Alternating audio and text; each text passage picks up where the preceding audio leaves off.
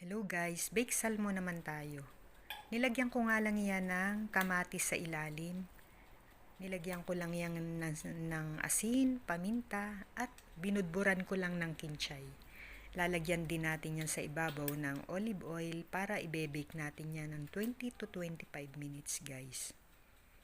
Madaling lutuin at healthy pa. At syempre, masarap. Hindi siya nakakasawang ulamin.